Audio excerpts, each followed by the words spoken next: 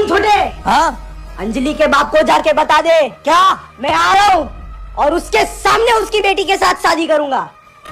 उसके बाप नहीं मानेंगे सूर्या भाई। मैं किसी से नहीं डरता। उसका बाप पुलिस में है। कौन अंजलि? ऐसे होगी तू अपने बाप की परी, हम भी अपने बाप के नौकर हैं। हाँ, दिन भर काम ही करते रहते घर का, कभी यहाँ जाओ कभी वहाँ जाओ।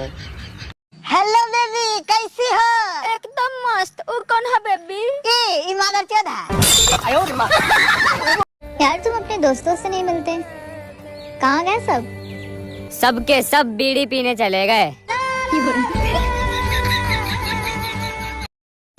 छटा हुआ गुंडा कहा है तुझे इस अखबार ने? गलत छापा है, गुंडा नहीं।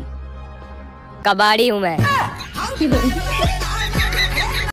हमारी बराबरी करना छोड़ दो, क्योंकि हम तो कपड़े धोने वाले साबुन से भी नहा लेते हैं। आज नए कपड़े पहनने के बाद भी एक भी लड़की ने मुझे नहीं देखा। अरे सिस्टम तो मैं भी हैंग कर दूं, पर क्या करूं, अभी तो मेरा फोन हैंग हो रहा है।